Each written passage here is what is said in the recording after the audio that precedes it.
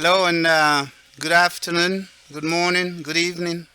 Bonsoir, bonjour. Comment ça va? Ça va bien ou pas mal en tête, pas mal en pied? I wanted to take a break from my extremely busy schedule today. The day started off rather a little rough with a man waking me up much too early from my sleep, having went to bed very late as I have been for the past few days and weeks, 3 a.m. and 4 a.m. in the morning, and somebody's waking you up at 8:15 to come and do some work for you, and then they're arguing with you about whether you have insurance or whether your job is covered, and you try to tell them and they don't want to hear you. As you know, of late, sometimes I look a little more tired than usual, and today I can see the lines from being tired and not getting enough sleep. But one day I will sleep and I will rest, because now we're at war. And when you're at war, there is no time to rest.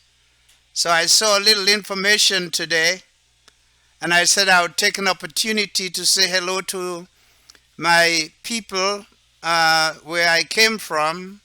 I'm not sure they want me there anymore, but I like to. Sometimes I like to be a provocateur, troublesome.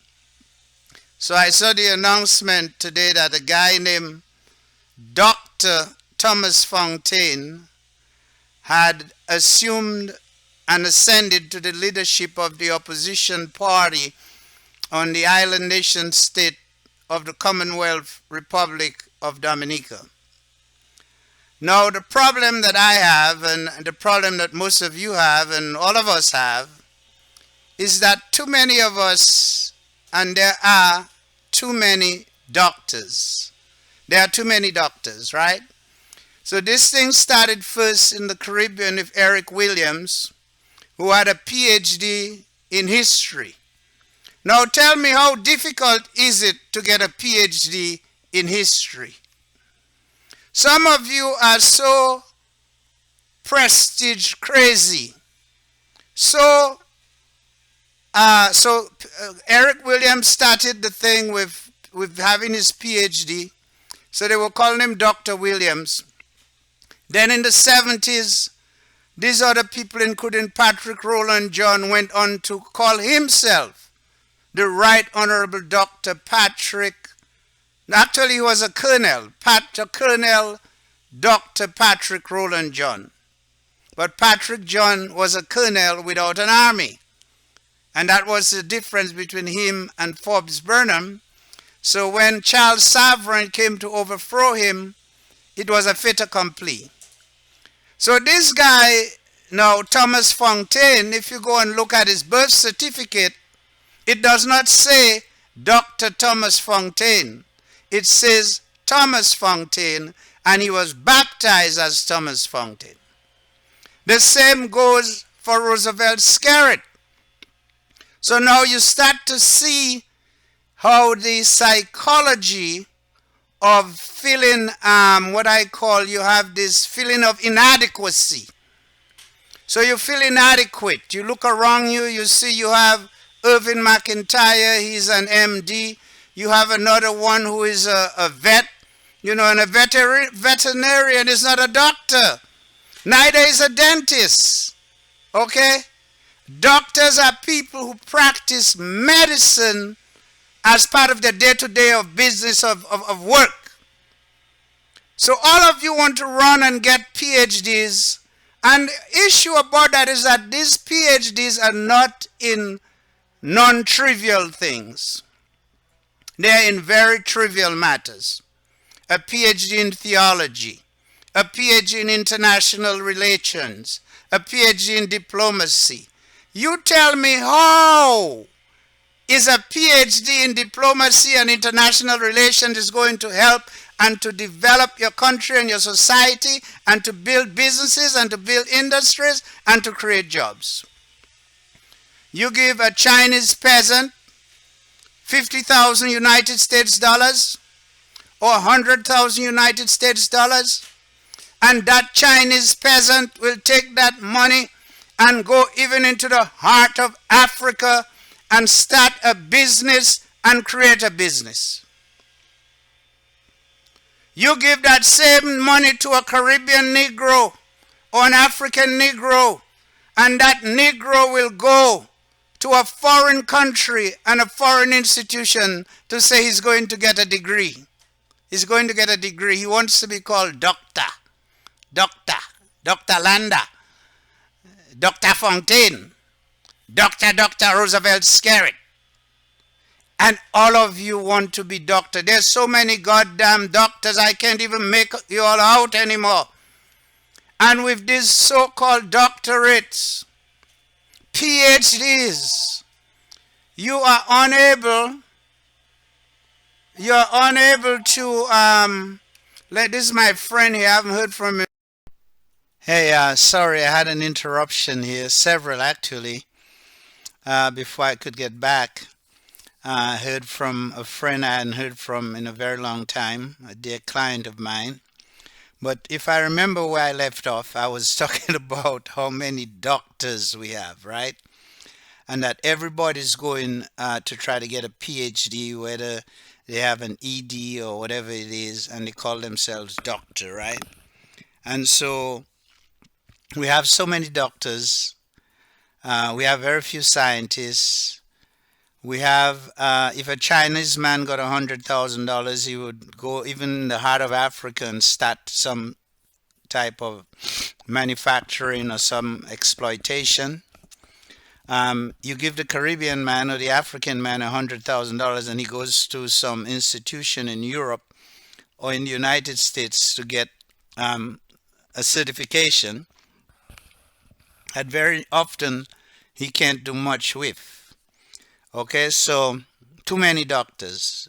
Dr. Fontaine, Dr. Roosevelt Skerritt, and you name all of the others. So some people even go to divinity school. They go to get a PhD in Bible studies, in religion, so that when they come back, he'll call them the Reverend Doctor so and so.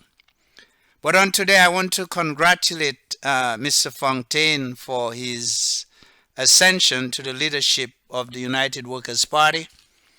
And I want to make those people, ordinary people, like you all aware, Mr. Fontaine looks like a young man, a strong man, and who no doubt have been in a war zone. You understand? So if this man has been in a war zone, if I were in a war zone, if I were in South Sudan, certainly I would return with some military skills and military tactics. I would have witnessed the devastation of civil war. I would know firsthand what it means to wage a civil war, having seen it happening in real time. I would probably gain some military experience. So I would be careful, if I were you all, with Thomas Fontaine. Thomas Fontaine, based on his experience and what he has seen, may just be the right person to come and to introduce into this rather boring political atmosphere of ours an element that I don't think it's right, but in a lot of times in politics and in the world today, violence has become part and parcel of politics. Civil war, civil unrest, tribal war, which is people fighting each other because they're from different ethnic groups. People from Marigot, from Wesley, who look like they might be from the Yoruba peoples of West Africa, fighting the other peoples from the east and the people from the south, who might be of a blend of European and mulattoes and the mulattoes of Roseau and so on and so forth. So I believe Thomas Fontaine, if he made good use of his time in the Sudan, he had to gain some military experience. And that is germane and can be germane to his cause. But the issue then is, who is it that is going to follow him? What kind of followers does he have? Is he going to be a general without an army or a general with an army? And when he look back, is his troops going to be there? Because our people are very coward. They're very coward. Ever since the time of Morris Bishop, there's no real firm type of, and Fidel Castro, there's no real type of people who are willing to wage or to sacrifice their lives. And I don't know if there's really a whole lot to sacrifice your life for in Dominica, because there's no gold, there's no diamond. At least in South Sudan, they have oil. In South Sudan, they have gold. In South Sudan, they have diamonds. But in Dominica, all you have is citizen by investment. But anyway, I just want to make you all aware, you shouldn't underestimate the capacity of Thomas Fontaine. He came from a war zone. He has seen firsthand the devastation of war. And if he's going into politics, no doubt he might have certain ideological leanings. He might be Machiavellian in his style and in his approach to dealing with you all. So congratulations, Thomas Fontaine. And I don't know what you have your PhD in, but again, like I say, it's too many doctors, and we got so many patients, but none of the doctors can prescribe healing medicine for the patients. Welcome. You've been there already. I heard they had a whole army to surround you when they took you to court. So no doubt soon you might be the target.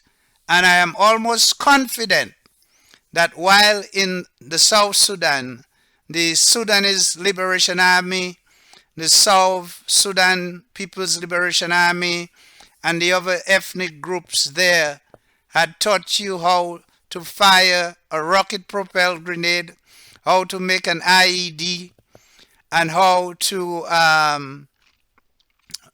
fly drones, because I think some of these guys even have drones from Iran, and Iran have been selling ballistic missiles to both sides. Well, maybe not so much so the government of Sudan anymore, since the government of Sudan has become more and more aligned with Israel and with the United States. But nonetheless, congratulations. We need strong people like you, and I hope that you'll make it exciting and interesting, because I love to watch, live combat on TV, live combat, Russia versus Ukraine, Sudan versus South Sudan, Uganda versus South Sudan. Man want to fight, man want to kill one another for the materialism of the world, so be it. I am above the fray. I am above all that, but I comment on it from time to time. So you, my dear people of Dominica, I want to congratulate you on your new leader, and I want to explain to you that that man should be treated with great dignity and respect, because I suspect that he got the right training in South Sudan. You can't go to South Sudan and don't feel the pain and don't experience and see what it's like when the bombs drop.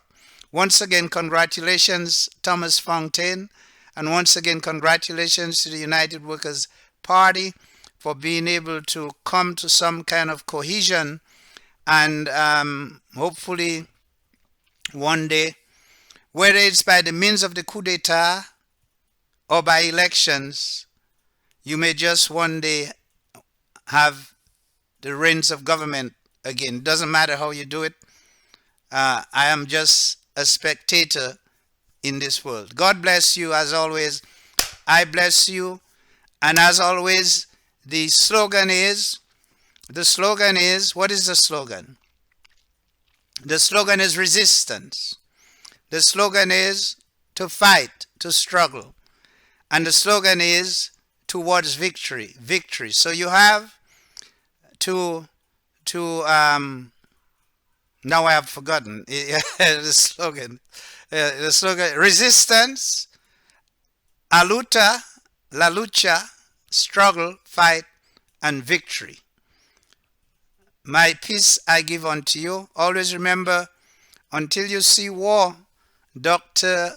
or rather Mr. Thomas Fontaine, he has seen war, he knows war, and he know war ain't nice. And until you see it and you've been in it, don't never fantasize about it.